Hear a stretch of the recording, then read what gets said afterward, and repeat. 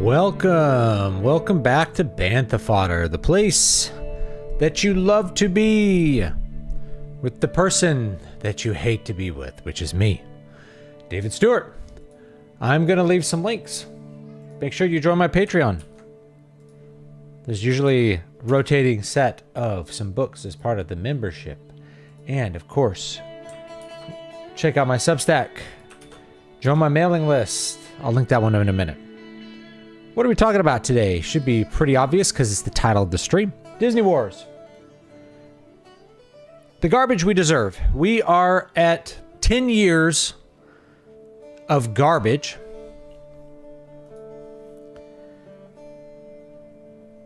We are at 10 years of garbage.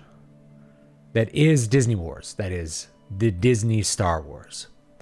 And in those 10 years, I've discovered many things. I've discovered things about people. I've discovered things about story writing. I've discovered things about the corporate machine.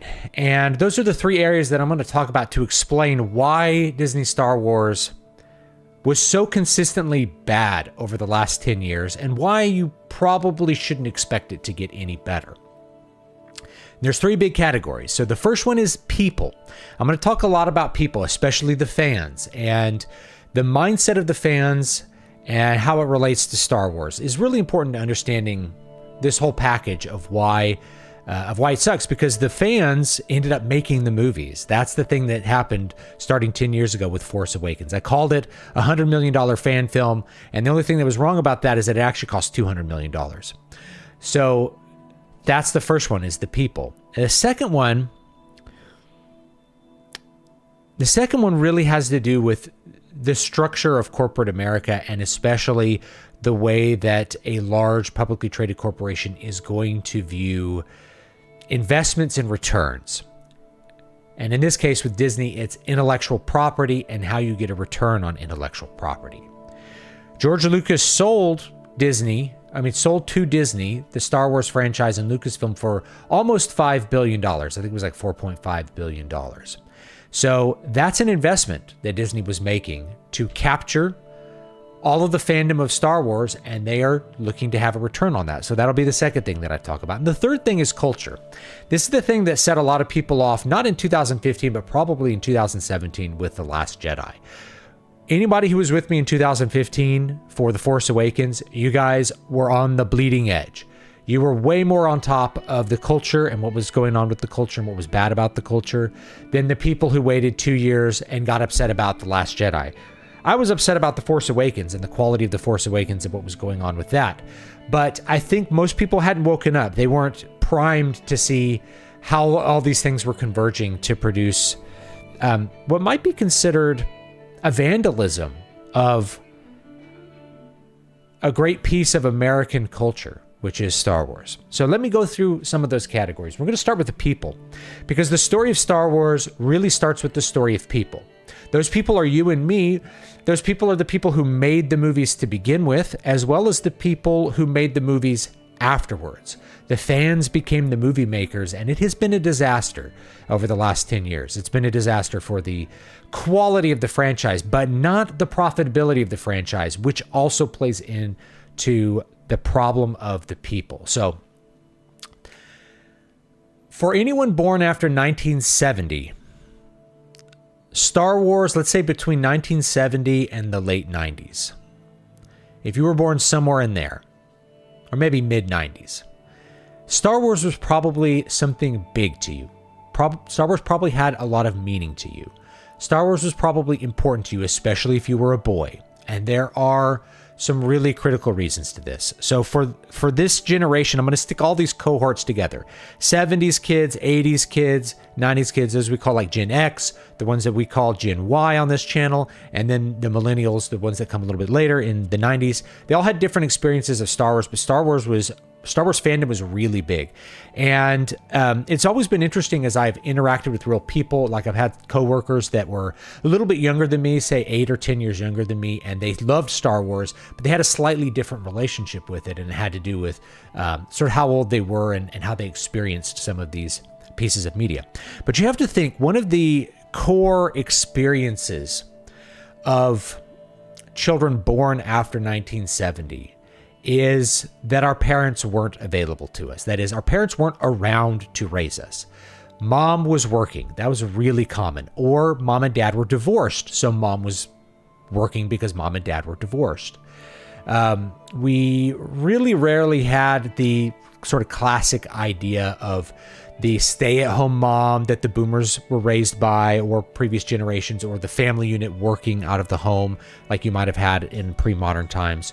What we had was really this kind of absentee parent situation. So for kids that were maybe born in the 70s, you were the latchkey generation. For kids born in the 80s, you're the daycare generation. And I kind of straddled these two things because my mom went back to work when I was in elementary school. So she stayed home with me and my sister until we were old enough to get into school. And then she was working again, which meant we were in daycare. But I was like latchkeyed for like a couple of years there, where I would just walk home from school as an elementary school kid, open up the door and go inside and hang out with the dogs.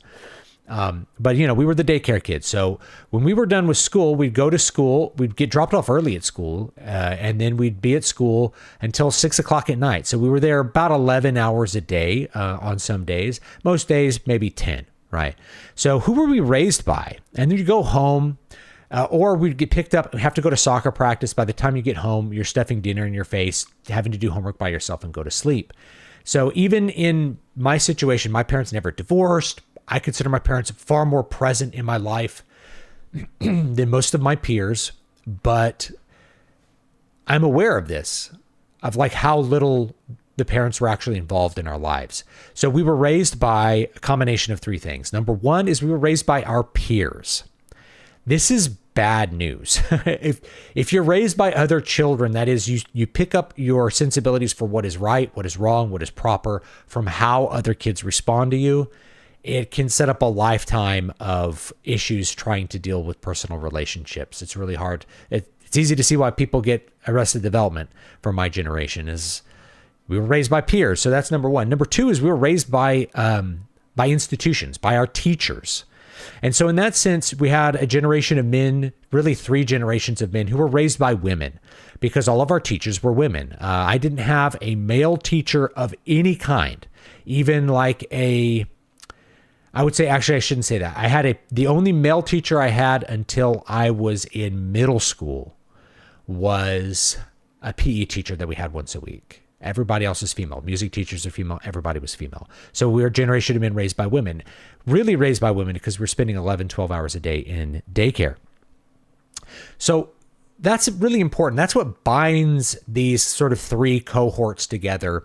Even though, the Gen X, they're really kind of pre-digital, and the 80s kids, Gen Y, were more straddling the analog and the digital, and millennials are kind of the first internet generation. All of us had a problem with our parents not being around. Where does Star Wars fit into this? Well, Star Wars is the third thing that raised us, which was the media.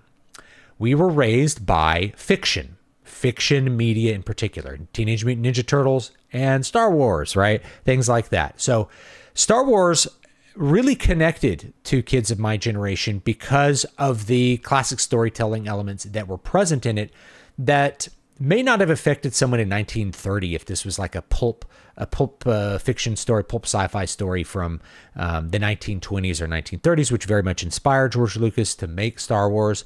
It wouldn't have affected those kids the same way. For us, and I'm using us pretty liberally here, just keep in mind that just because I'm expressing us doesn't mean I've experienced every facet of this, right? Like my parents never got divorced, but I had plenty of friends who had divorced parents, right? So I'm talking about our generational experiences here. For us, Luke Skywalker was us. That's why there's so much projection onto fictional characters from my generation, is Luke Skywalker had no parents. Luke Skywalker was being raised by an aunt and an uncle that they did care about him, but he was chafing against what they wanted to do. He had a feeling like he was meant for something better. Those of us who were in those institutions being ground down into a little nubs of people by teachers that hated us, that's what we felt. We wanted to escape and we wanted to be special. And so Star Wars inspired us to be special because here's this nobody kid, Luke Skywalker, living out on a desert in the middle of nowhere, chafing against his boring life. And in comes this big conflict that sweeps him away and reveals him to be an incredibly special person throughout the course of those original 3 movies. He goes from a nobody to being like the most important person in the galaxy.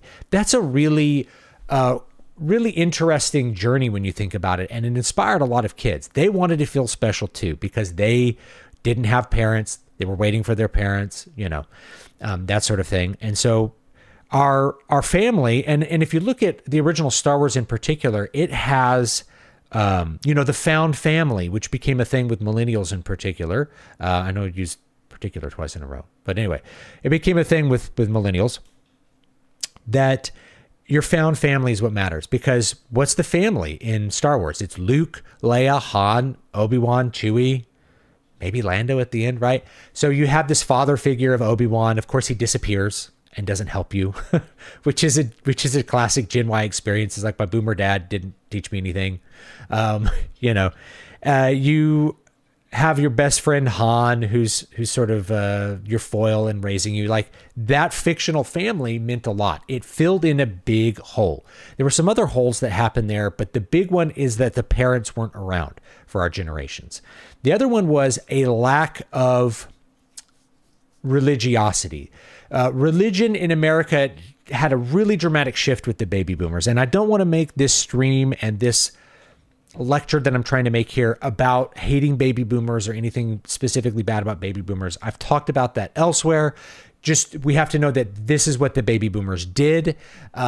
Looking for causes for baby boomers will just send us down to the next turtle and so on and so forth.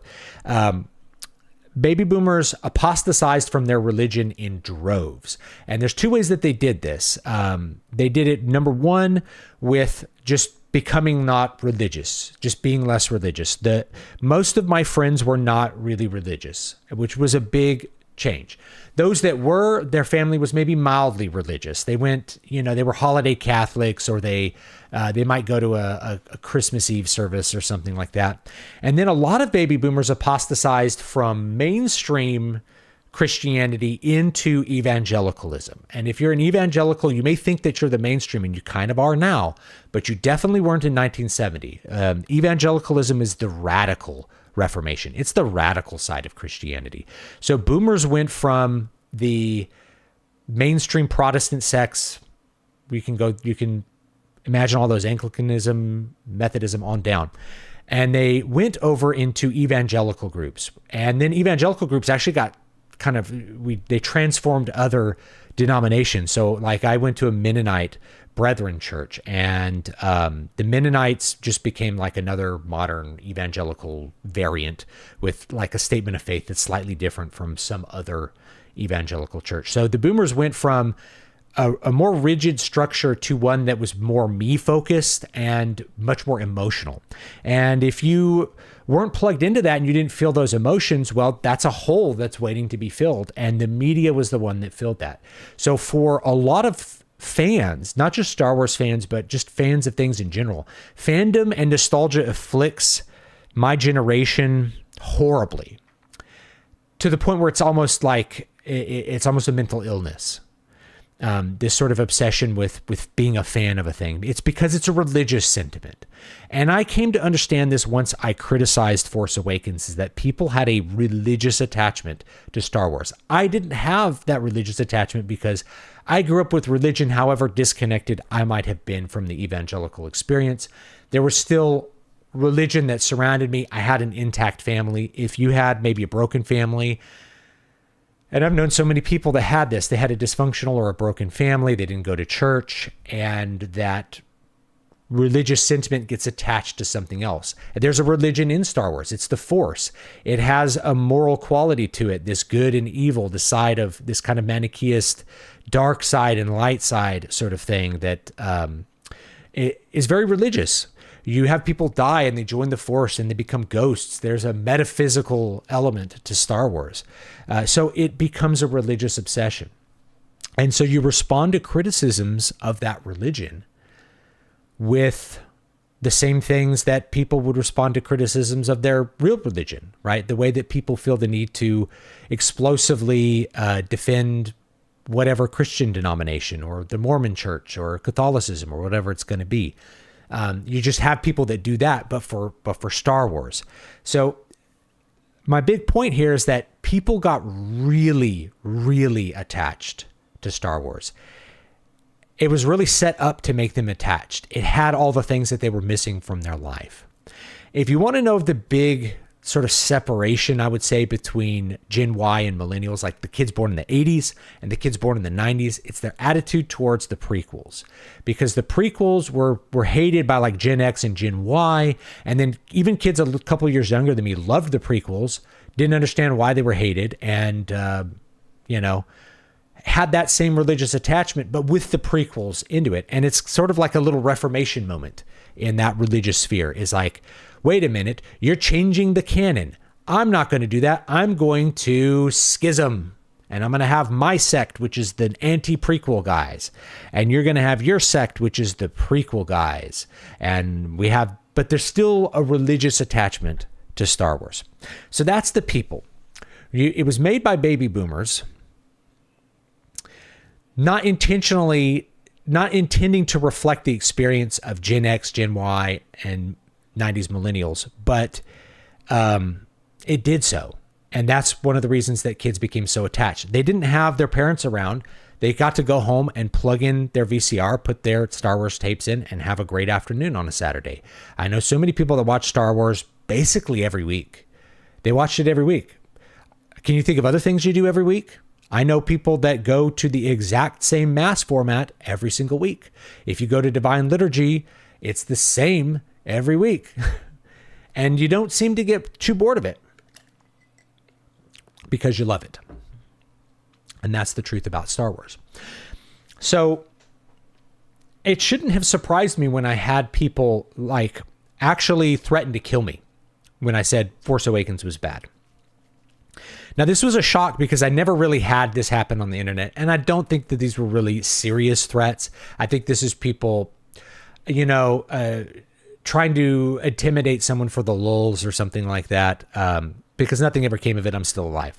But we did have people like call my work, try to get me fired. I think they might have actually been students at the school that I taught at. That's also possible because all the students found me online. They Google their teacher and they're like, this guy publishes these books and makes all these videos. Yeah, okay. So I should have expected that given, say, my interactions with people in regards to the like prequels. Remember there was this like the people versus George Lucas thing where that you only make a movie like that if you have some sort of personal attachment to the franchise that is abnormal and unhealthy. Now, if you want to know why the sequels were so bad, is because they were made by fans. They were made by us. They were made by my generation. And because they were made by my generation, they were afflicted with all of the maladies that afflict my generation. And indeed, Gen X, Gen Y, millennials, all of those, the bad things about them have been concentrated into the Star Wars sequels. So the first thing you get is you get just a repetition of the original movie because we want to feel the way that we felt back in 1977 or whenever you popped in that Star Wars VHS for the first time. You want to feel that way. So you just replicate what's there. You have a character living on a desert planet who has no parents. Rey is exactly like Luke, right? But she's completely alone. So it actually represents a deeper feeling of the Gen Y experience. Whereas the boomer writing Luke is more like Luke has hidden power because he doesn't know who his parents are. He's still in a loving household. But Rey is completely by herself, waiting for her parents to come home, and they're never going to come home. You want to talk about like a latchkey experience? I'm waiting for my parents to get home. That's Rey, right? Rey is a conduit for the feelings of the filmmakers, in this case, J.J. Abrams and maybe his fellow writers and the other people working on the movie. Rey, because they felt like Luke when they watched the movies, they impressed themselves onto Luke and imagined themselves as Luke. They made a new character that they imagined themselves as. And so Rey is, of course, good at everything because Rey has all the knowledge of Star Wars. When you put yourself into the story, You have she has all the knowledge of all these Star Wars stories that these guys grew up on.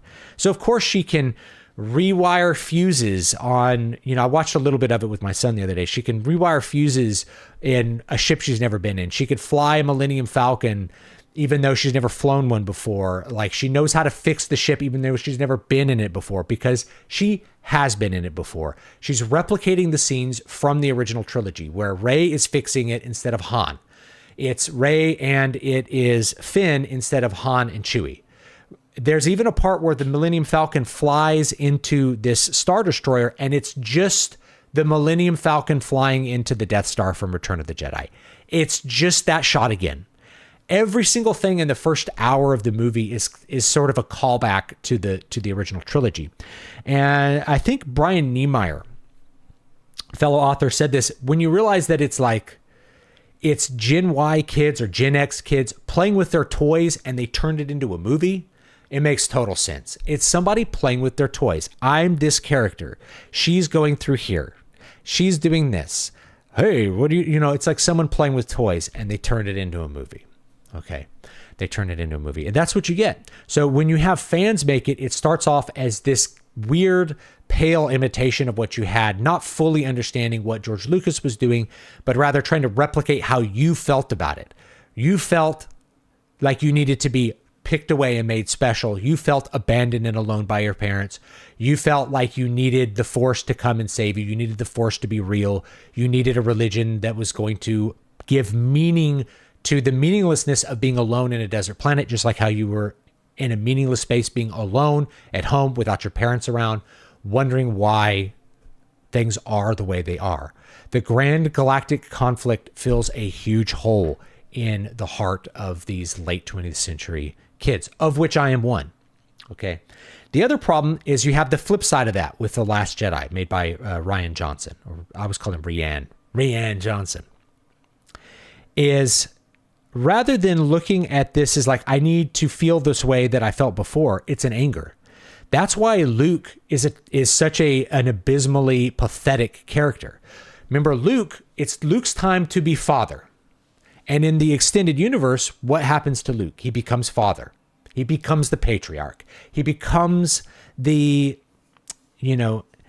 becomes the avatar of the Force in a way, right? We can't have that because we grew up without fathers. We can't have a father. Rey can't have a father. Finn doesn't have a father. All these characters are fatherless. Ben doesn't have a father. His parents divorced. That's a Gen Y experience. Ben Solo's parents divorce. Gen Y experience. And therefore he's going to rebel and turn to the dark side because mommy and daddy don't love him enough. Mommy and daddy aren't there. Daddy abandons everything that matters to go traipsing around the galaxy. This is a Gen Y experience. Every kid I know whose parents got divorced, the dad left. It was the dad went away. And then you were spending summers with dad or a weekend with dad. Dad wasn't there anymore. Dad left. So Han Solo has to leave because dad leaves.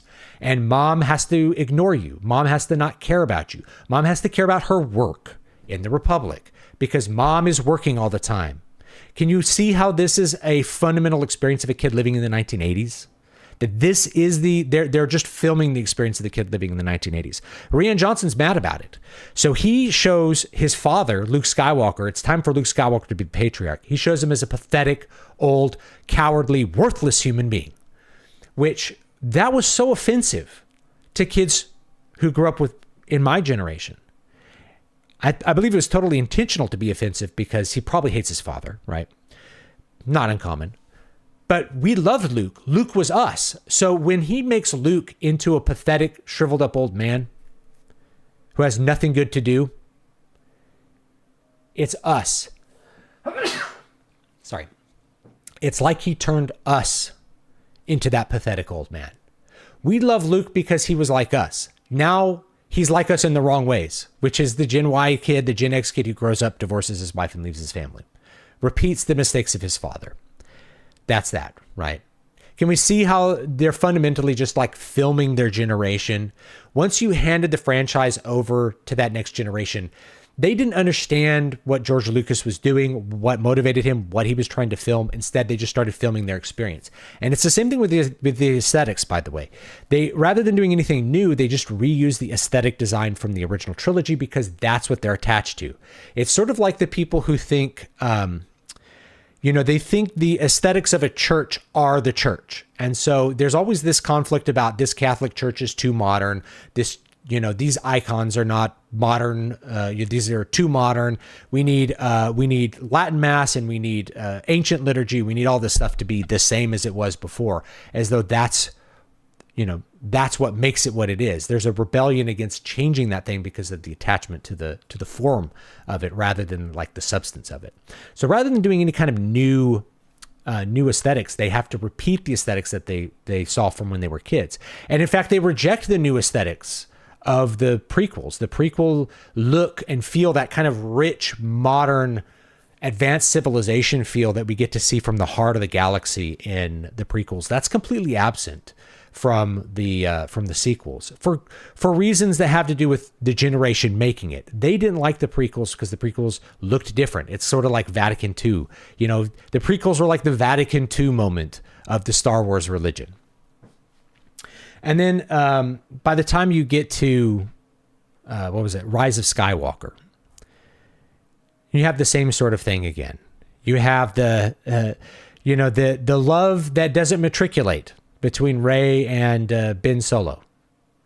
Because love for Gen Y never matriculated. You didn't pair up. You couldn't somehow figure out how to make a family.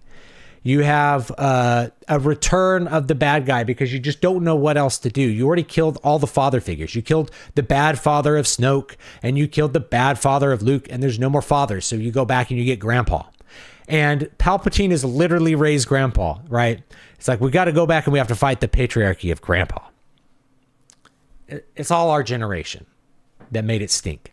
And it reverberates through the shows, by the way, too. I'm not going to get into the TV shows because they're just not worth talking about, but it reverberates through the shows. Now, why didn't people stop watching this? It's because of the generation. It's because of the people's attachment to Star Wars. I had to come to a very unfortunate conclusion about Star Wars fans. And that was that they will never stop watching Star Wars. Okay. Their attachment to it is so deep. It's so religious. They're never going to stop watching it. And the key point is when people are like, well, you should watch Andor because it's good. I'm like, why are you watching this stuff? Was 100 hours of bad content that insults you not enough to chase you away? And the answer was no.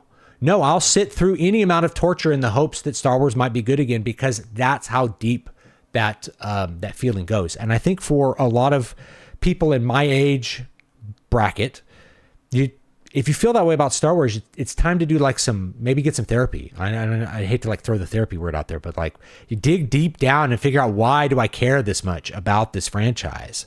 I'm sort of paid to care about it, right? I made money like reviewing it. I didn't want to go see Last Jedi, but my subscribers, of which there was only like 5,000 at the time, were like, no, you got to go see Last Jedi. I'm like, okay, I'm going to go see it because you guys want me to see it. And it was interesting. I still think The Last Jedi is actually the best of the sequel trilogy. It's probably the best Disney Wars movie. I know that that's a complete inverse from how most people feel about it.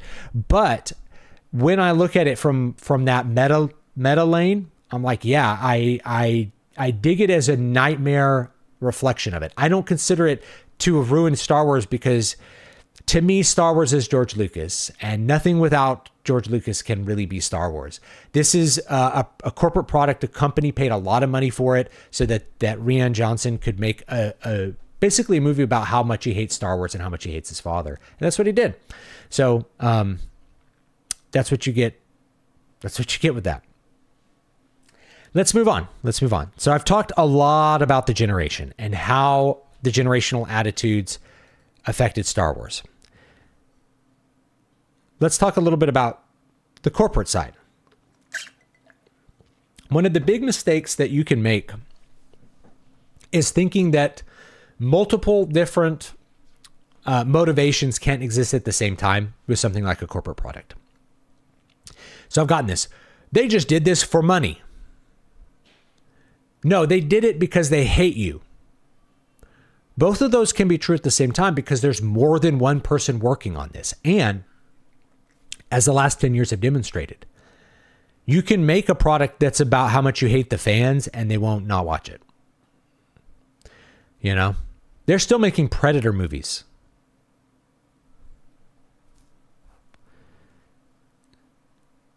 This franchise has not even begun to be ground into the dirt. You have a long way to wait before Star Wars there's no more Star Wars because it's unprofitable. Basically, my generation will have to die off or become senile. They'll always watch it. They'll always go to the new one, no matter what. No matter what. And they'll buy the games. They'll continue collecting the toys.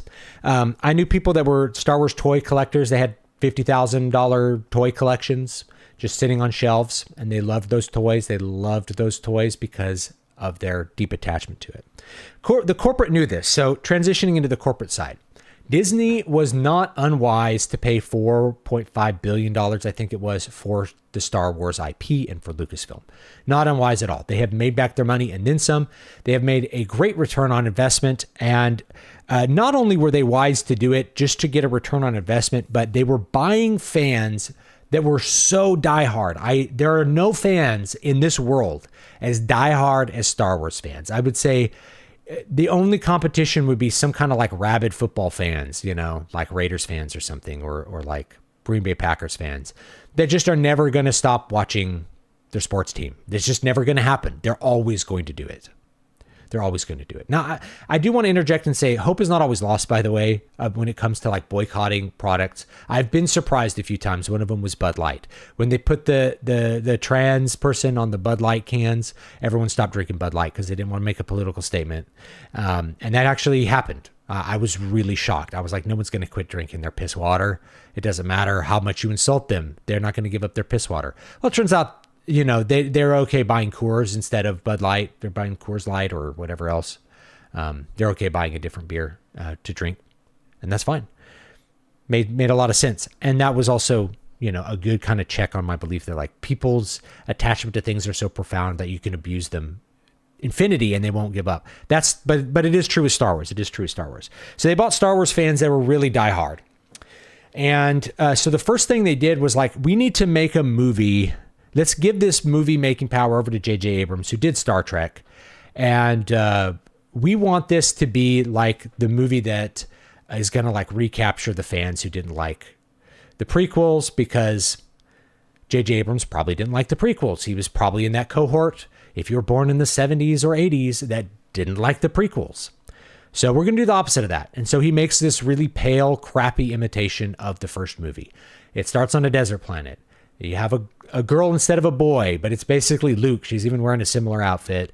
No parents. She gets swept off the world by a conflict that comes to her.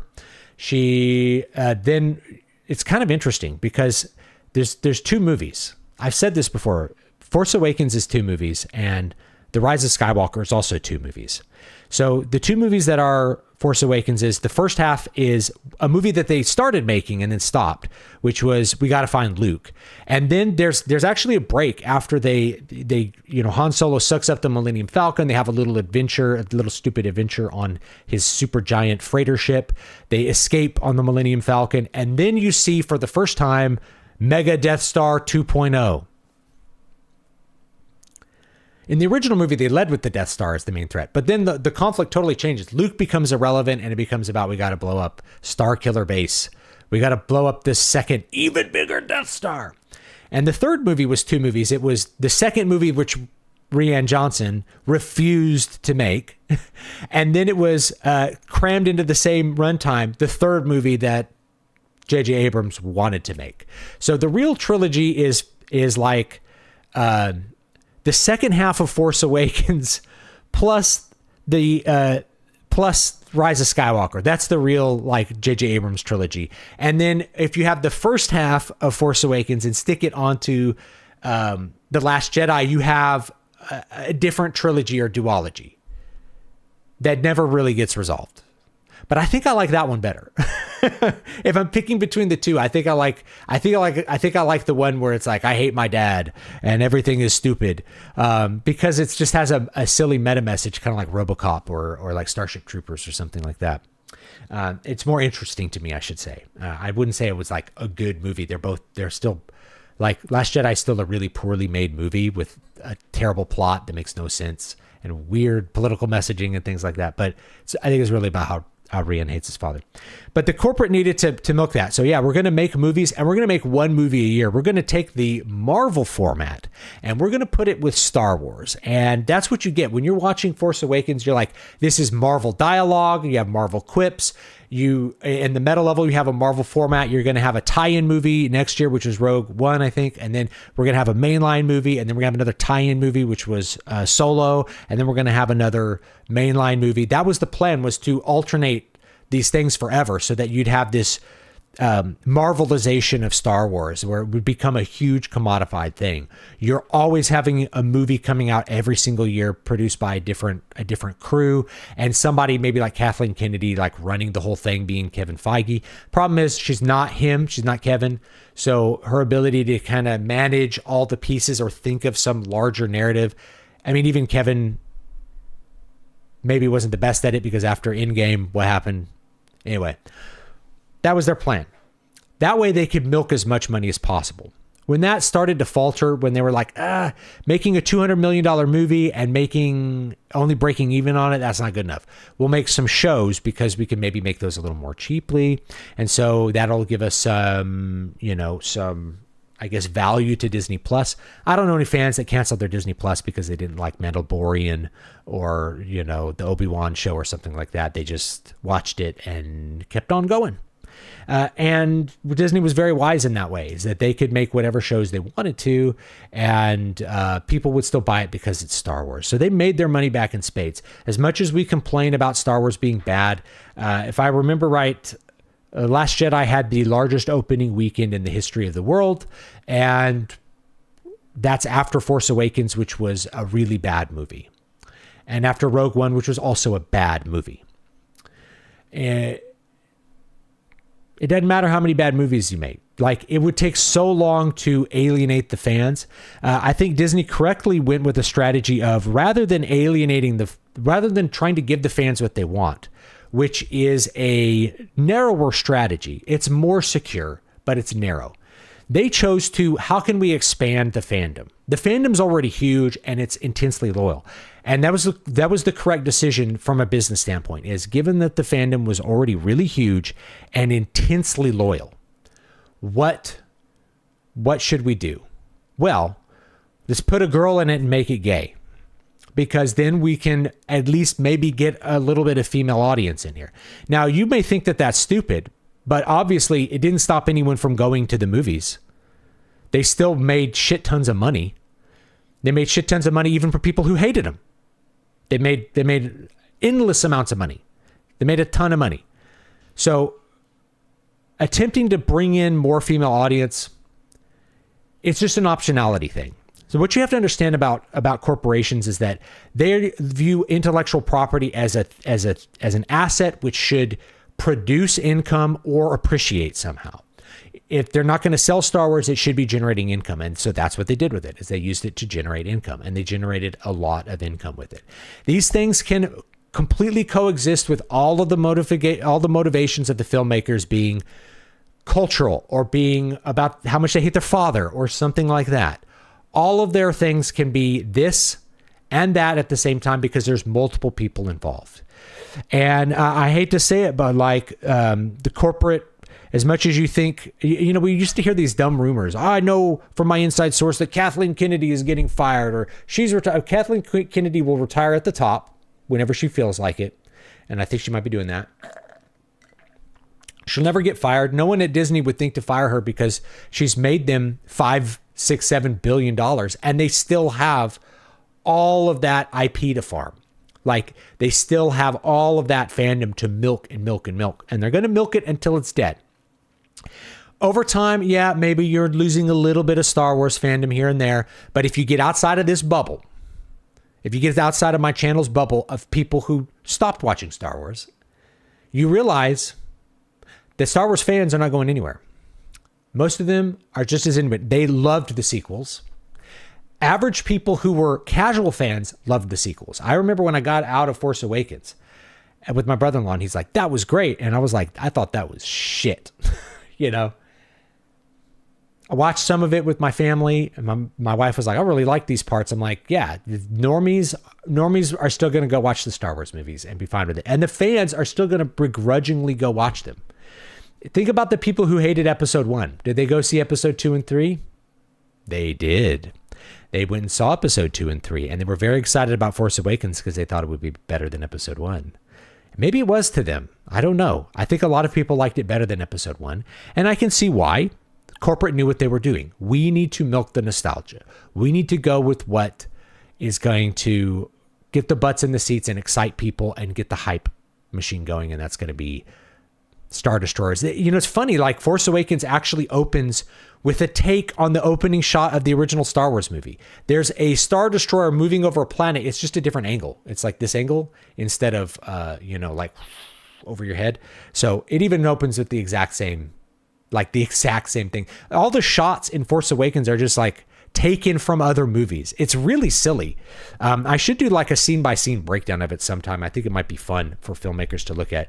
But basically there's virtually no original shots in The Force Awakens. Everything's from another Star Wars movie. I've already mentioned a couple of them. It's really funny.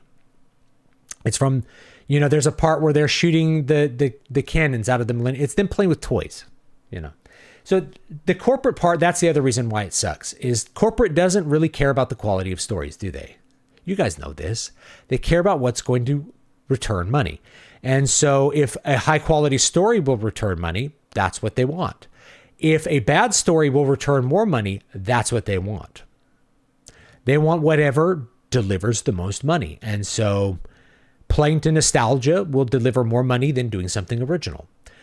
Making 40-year-olds feel tingles again because they remember the movies from the 80s, that's going to make them more money than doing something original, than taking a risk. The risk involves loss of reward. And remember, they're trying to make a return on investment. They're not gambling with that. They're trying not to gamble with it. They're trying to generate rent. And that's mostly what they've been able to do. Now, the third one is cultural. So this is the one that I think everybody really paid attention to around 2017. It became the topic of the year, was like Star Wars and politics, and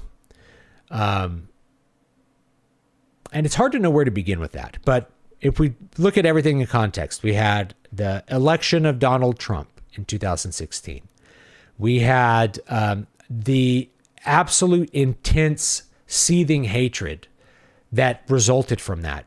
It upset the political order in a lot of ways, even though his presidency was fairly mild, let's say. He didn't really do the things that most of the constituents want. Even now, a lot of the constituents are like, he's not doing the things we really want him to be doing right now.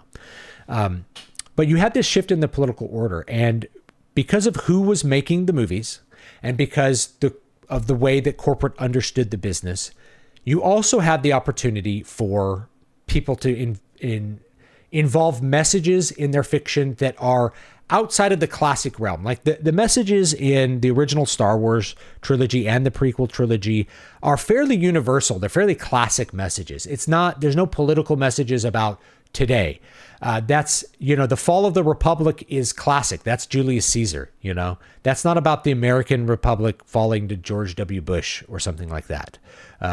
It's a much more classic theme that goes way, way back.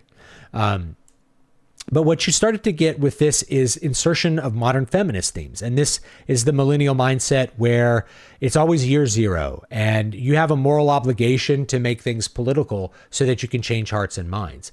There's also an understanding that the left has that the right doesn't always have, or is only lately waking up to, which is that the leftist will seek where power is and try to capture that power source and use it for their ends.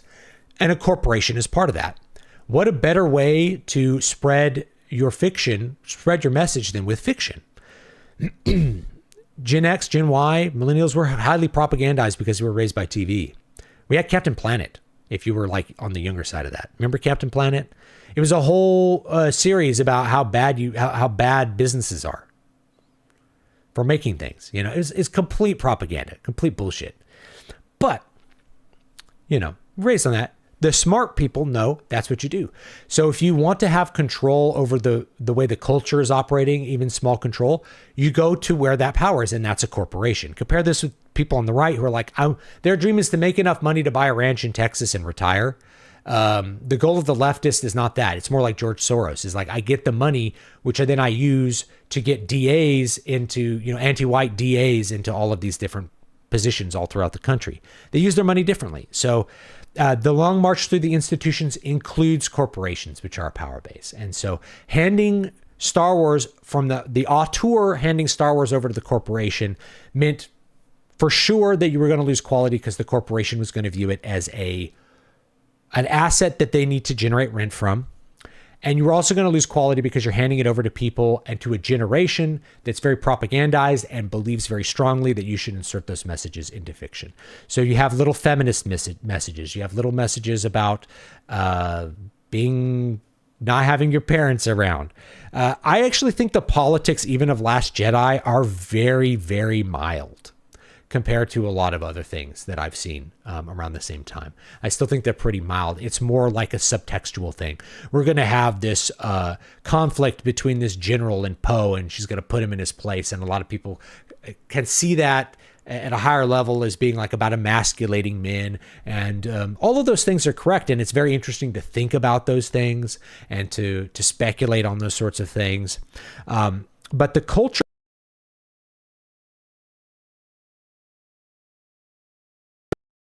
already had people's attention captured. And so the people wanting to insert messages, and they put like some lesbians in the final movie.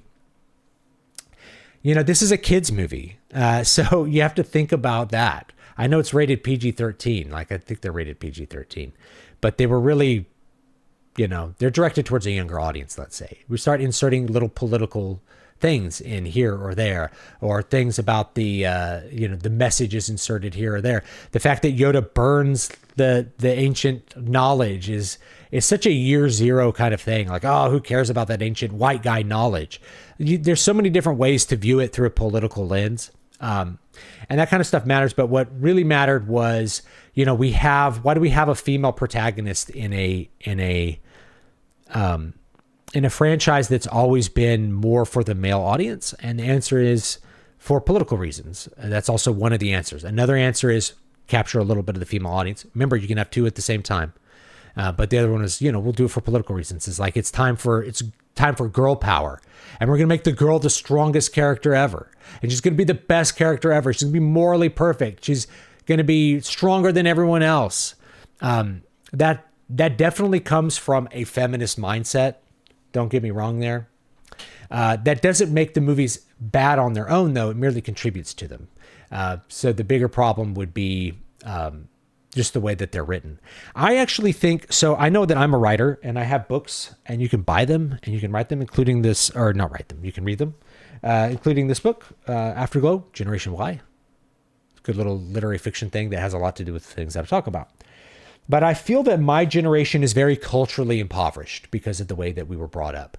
We were brought up away from classic institutions, and we were, especially if you're on the younger side, if you're like a millennial born in the late 80s or 90s, you are looking at an education that was really light on the classics. So you were reading things that had contemporary importance and things like that, and you weren't reading the classics. So are you going to be able to be a good writer without reading the classics? I know that's a rhetorical question. But I think a lot of the poor writing that I see from Gen X and Gen Y writers is the fact that they haven't put the right inputs in. It's garbage in, garbage out. They watch garbage and they're not able to understand what they're watching half the time. Like, they watch Star Wars and they set out to make movies that were like the Star Wars they watched. Maybe this is part of I've talked about this with the death of jazz. You get kind of a recursive thing. Eventually, like with metal, it's like the guys who play metal now grew up listening to metal, but the guys who invented metal grew up playing blues, you know? So the improvisational element gets lost and you get this highly technical guitar solo that's the same every night, which is the opposite of the point of a solo. A jazz solo or blues solo is different every night. It's improvised. It's new. It's in the moment. So you get the same sort of things. They watch Star Wars, but they haven't read any of the old pulp books from the 20s or 30s. They never read Princess of Mars by Edgar Rice Burroughs. They didn't read these books. So they're missing the foundation which made Star Wars what it is. Therefore, they're unable to properly continue Star Wars because they just don't understand it. They don't understand what made it tick. They don't understand where it came from. They haven't looked at the Western canon deep enough to be good writers. They're Nepo babies in a lot of cases, and just Hollywood is in its own little island bubble where Hollywood cares about what Hollywood does and Hollywood revises what Hollywood does, and they're not really thinking about what the Greeks and the Romans did, and they're not thinking about Chaucer, and they're not thinking about Shakespeare, and they're not even thinking about things from outside the Western canon that would be worth looking at either. They just are focused on TV and movies, and so the poor writing is a result of that culture. It's a culture that's really devoid of deep connections, especially here in the West and especially in Hollywood. LA is not an old town. Its culture does not run deep.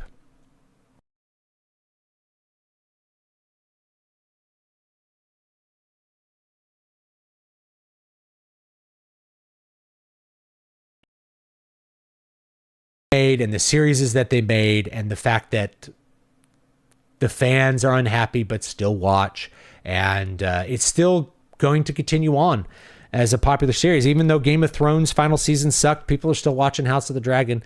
The fact is, the normal consumer in a high density environment, which is what we have in the modern world, and I'll tag this on because this has to do with consumer psychology, I suppose. In a high density world, you flee to secure brands. And even though I can say Star Wars is bad, I can say the brand of Star Wars is a far more secure place when you're thinking about something to watch or to consume than an unknown thing on YouTube that could just waste your time. People flee to what they feel comfortable and secure with, what's familiar. And they're familiar with Star Wars. And even if Star Wars sucks, it's probably going to be entertaining. It's the same thing with a Marvel movie. Yeah, Marvel movies on par, I would say on average, are mediocre movies. There's a few Marvel movies that I think are good. And even those that I think are good, I'm like, I think this is good in the context of Marvel movies or superhero movies. I can't think of any Marvel movies that I'm like, this is just a good movie. I can't really think of any off the top of my head that are like that. It's more like, this is good in the context of this genre. This is good in the context of Marvel. It's good for what it is, but it's not a thing that I'm like, this is good. The only superhero movie that I can think of that like, this is good is probably like Dark Knight, the Christopher Nolan movie. And I don't like the ones on either side as much. They're good for what they are, but I don't think they're good. You know what I mean? So that's that. The culture has produced a whole crop of writers that just can't write. They're not deep enough in the Western canon. They don't read enough. And they're more influenced by their own piece of media, which is going to be visual media. It becomes kind of incestuous. And I think if you want to be a better writer, you have to broaden your horizons a little bit. Read the classics. Read books. Try to dig into Shakespeare and figure that out, right? Study ancient literature if you can. Study classics. I'm very, very grateful to have been able to study classics with some great teachers when I was an undergraduate, like Bruce Thornton. And it was just, it affected me in ways that I didn't understand at the time, was being able to have insight, because I'd never had that insight. Like my ego got checked a lot as an undergrad because I didn't understand like the Odyssey, and I didn't understand this stuff. We'd never really interacted with it. We had read kind of contemporary books through most of high school. I think we had an option to read books. I took Dickens. I'm like, I want to read something old. And I read Great Expectations and did like a whole book report on that. Like, why would you? And the kids were like, why would you pick that? It's longer than the other books. I'm like, but it's not as boring and stupid as these other books. That's why I want to read Dickens. So anyway, that's my spiel. I will look at the comments here for a little bit for the last 10 minutes and then go on with it. I will probably cut this into a larger video. I'm out of drink. I'm getting thirsty. Let me tell you, please join my Patreon and support me. Right now, my focus is actually not writing, it's music. working on a really large scale guitar piece, a sonata for guitar. I don't have demos ready for it yet. I'll maybe try to do a demo recording of the first movement. I have an article up on Substack right now, which I will link, which is just describing how I went about composing that music. Different way. It's more like what my teacher once, Serrano, a flamenco player, how he would compose music through performing, practicing, and it just, you get all these iterations. Every time you play it, you're like, oh, I could add a little something there. And before you know it, you end up with this crazy Baroque piece at the end that is just really different. It's a different way of composing. So I've had a lot of fun with that. And to get my Patreon, there's free music on Patreon. There's books on Patreon. Just check that out. Okay, what else? Let me link a book. Let's do Afterglow. It's my literary fiction book, a lot to do with my generation. Link all those things. Then we'll take a look at these this massive wall of comments, okay? I feel like it's good. We're coming up on 10 years from Force Awakens. It's a good time to take a minute and like talk about this, kind of close the book on that. I have given you my analysis on why I think it is this way. Maybe I was in the process of writing a very long write-up or article on how it delivered such poor quality product, and it'll basically say the things that I said here, just talking off the cuff, like about what I talked about today.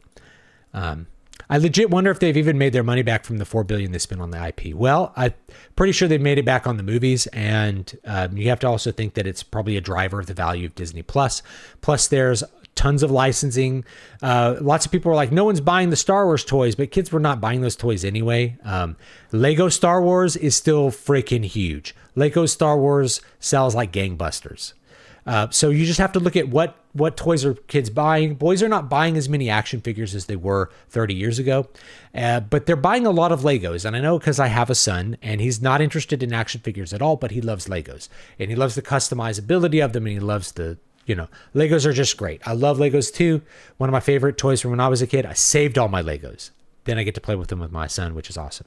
So if you're looking at Lego Star Wars, it's selling gangbusters. If you're looking at like the collectible Star Wars figurines, those still sell really well. Toy collectors that I know are still collecting toys, even if they complain about it, So I'm pretty sure they've made it back. I did like a more of a financial analysis somewhere. I talked about the problem with isolating the long tail, but it looks like they didn't do that. It looks like the long tail is still pretty healthy. Maybe some of it has decreased a little bit. That might have been unwise for them. But you have to think there's two paths you can go down when you're doing any product.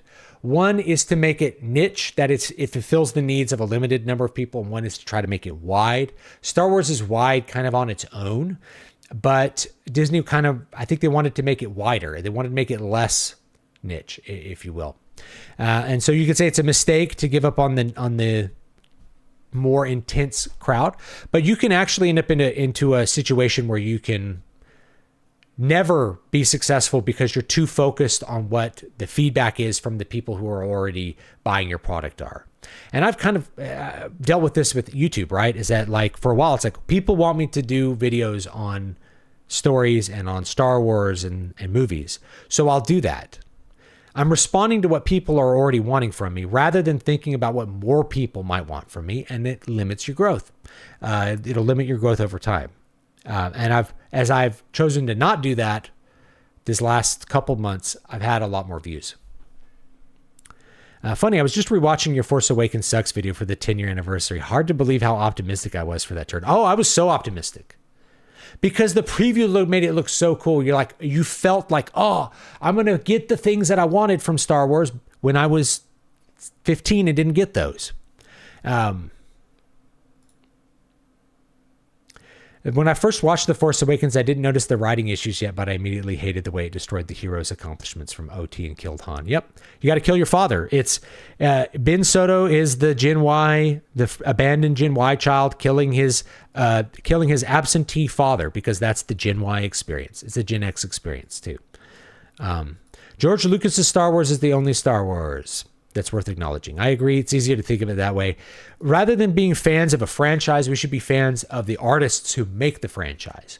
So we should be really big fans of, for example, George Lucas and, guys like Ralph McQuarrie, who really forged the visual language of Star Wars. We should be fans of them as people, just like how we're fans of Metallica the band, not just Metallica the music, right? We need to have better attachment to artists. I remember walking out of Force Awakens and thinking, boy, this is just A New Hope all over again. Yeah, it's even worse because it's like, not only did they do the story, they did the shots. Everything in the first 45 minutes is just a reshoot of something else from Star Wars. I should say everything. Probably 80% is a reshoot of some other moment from Star Wars.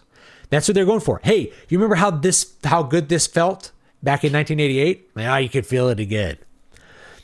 Disney cured me of my interest in Star Wars. It's quaint now and hard to imagine pop culture began with it. Yeah, I didn't say pop culture began with it. It probably goes further back, but it was the pinnacle of pop culture in a lot of ways. I agree with that.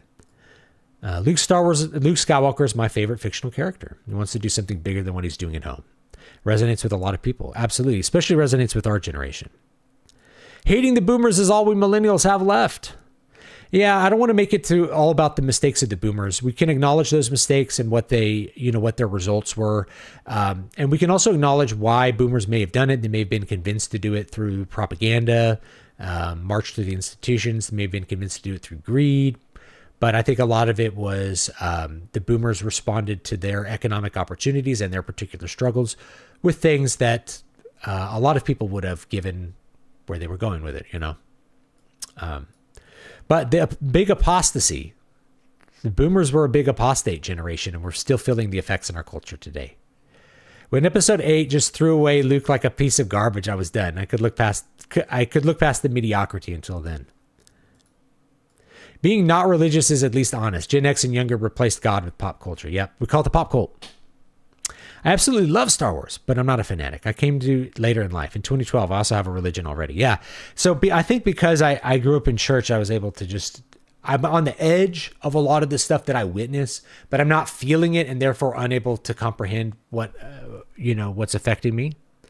I was born in 1993, so I would call that like a 90s millennial. I still think that the prequels are incredibly flawed and vastly inferior to the OT, and large sections of them are boring. I like the prequels a lot better now, especially that I've had kids. Most of my things complaints about the prequels are going to be, I don't know, little execution things, little ways that they were executed. But we don't need to get into that. I've talked about that in other videos.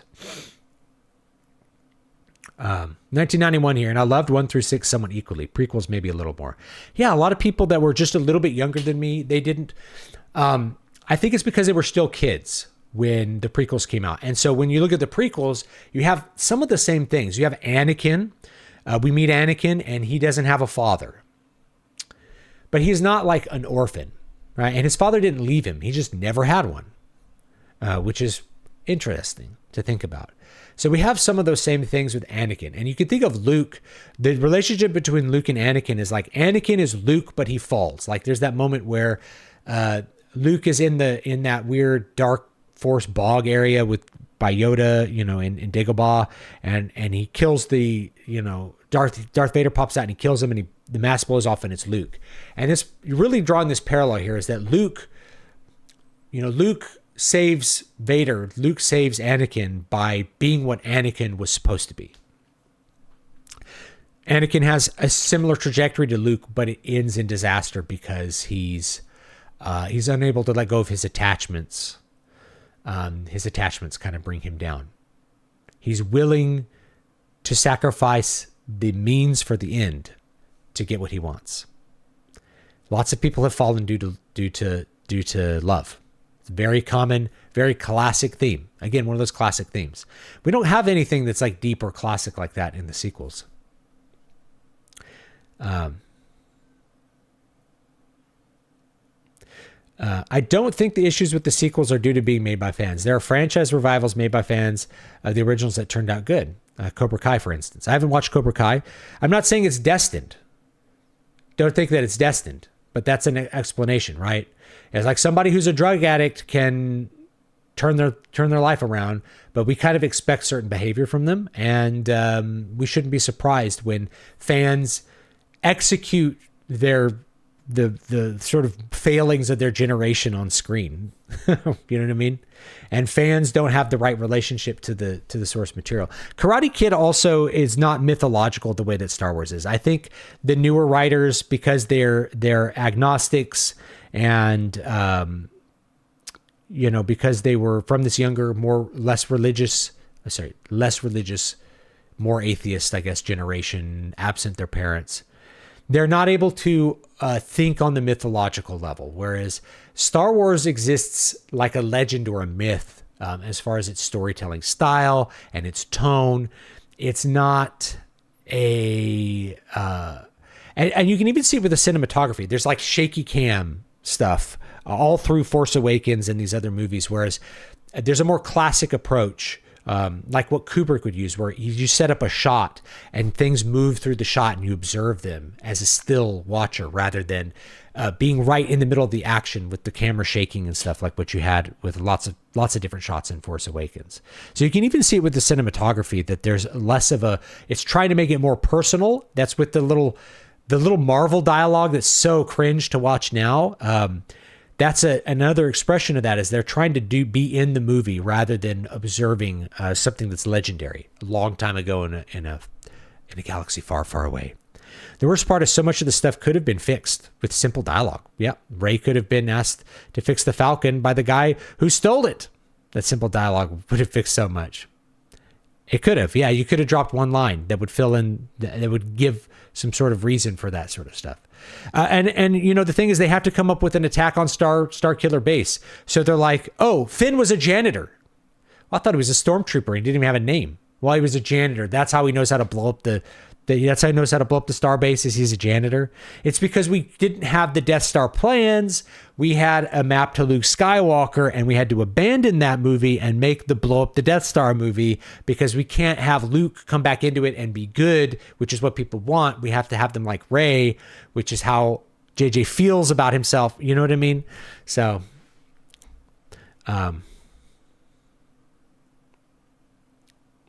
the reason Force Awakens copies New Hope wasn't due to fans making it was a top-down business decision. I actually talked about this too, right? It's like you can tell when corporate made the decision. They're like, no, you can't do that. You got to make it like this.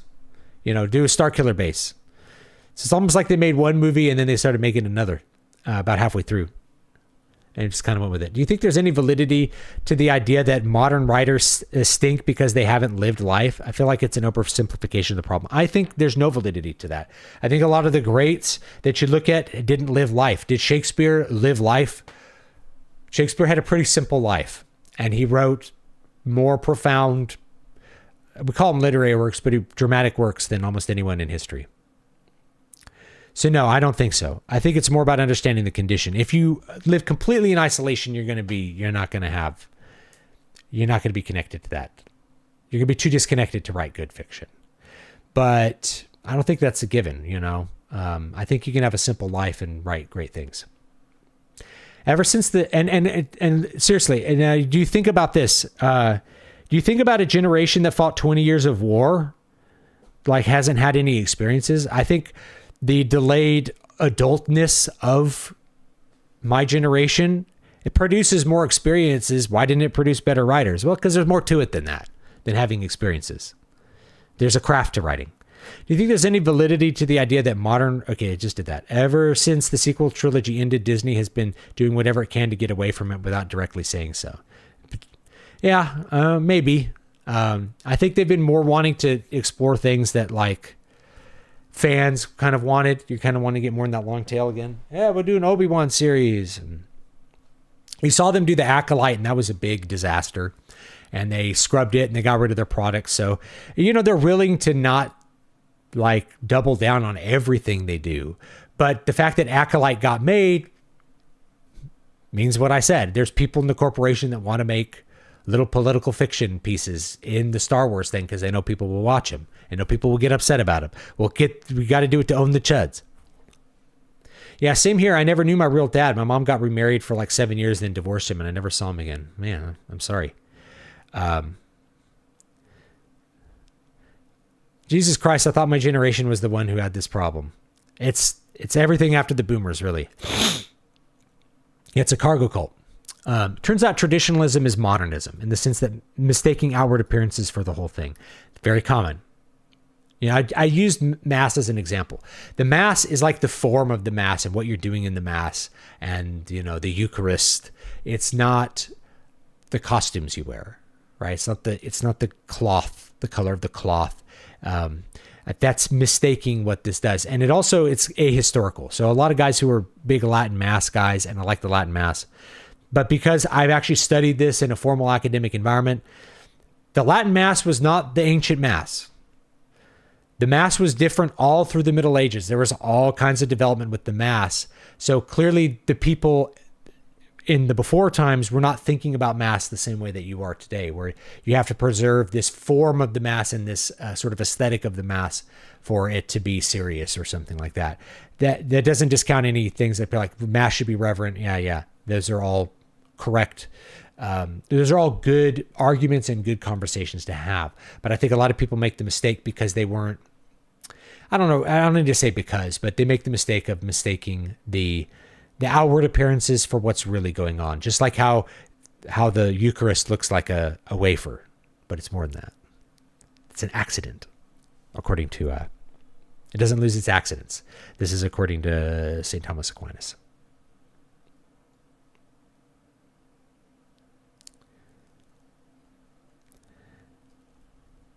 I thought I was a giant fan. I stopped watching. I'll always watch Filoni's Star Wars. I never saw The Mandalorian, and after The Rise of Skywalker, I never watched any of the shows that Disney made. That's a lot of us.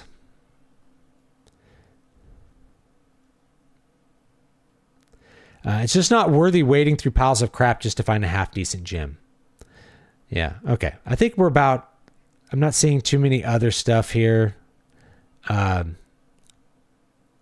So I'm a little bit over time, so I'm probably going to end it there. I know I started a little bit late, but I only wanted to go for an hour. I'm trying to just go for an hour.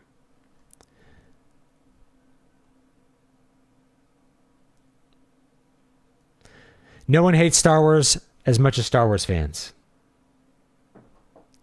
Hate-dom is still fandom. Yeah, I mean, if you're still watching. I made this video like, is anyone still watching? And it was like, yes, we're all still watching. I'm like, It's never really going to change, is it? War never changes. Star Wars never changes.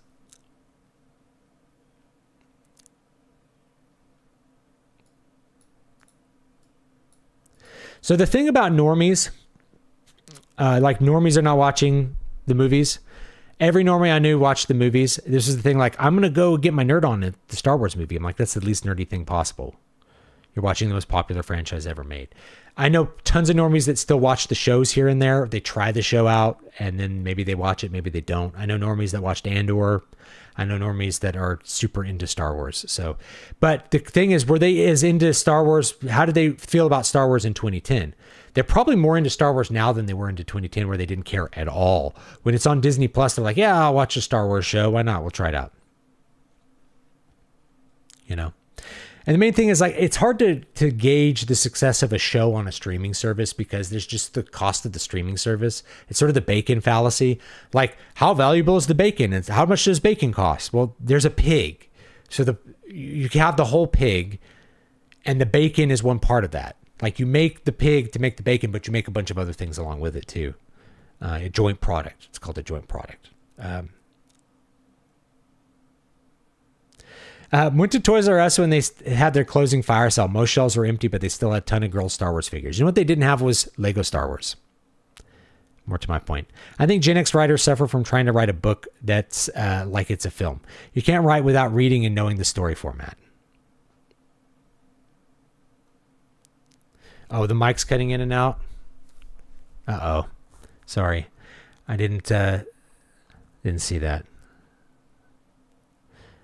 Oh well, maybe this was ruined, and we'll have to redo the whole thing. All right, thank you for the super chat. I'll read this. The best projects come from something the artist thinks is interesting. Let's make something to sell to everyone. It's a recipe for short-term profit at best. Yeah, So that is the thing. I talked about the wide mouth and the long tail. If you make a product for everyone, it can be for no one because it's just not specialized enough.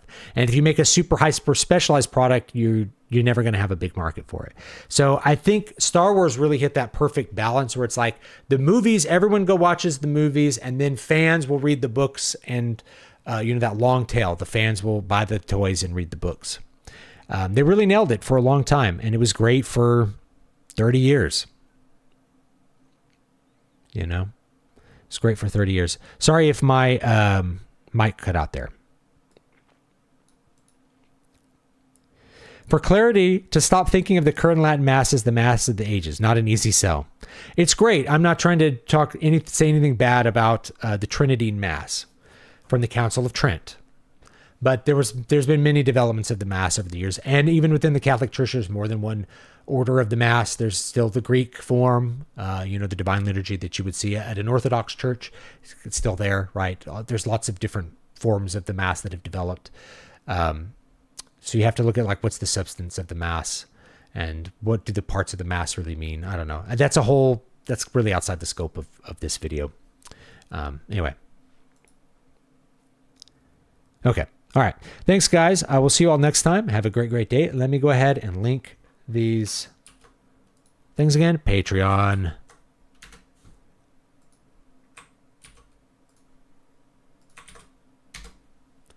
And Substack.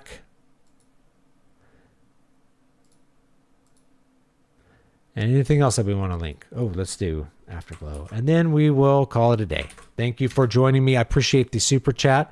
I'll see you all next time. Maybe I'll edit this into a VOD or something like that. Hopefully the audio is not too bad on the recording.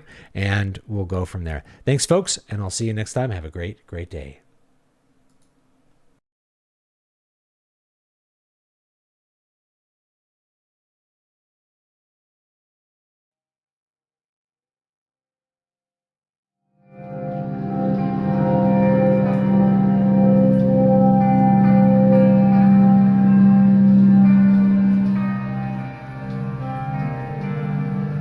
John's wife got him one of these electric screwdrivers last year, and I'm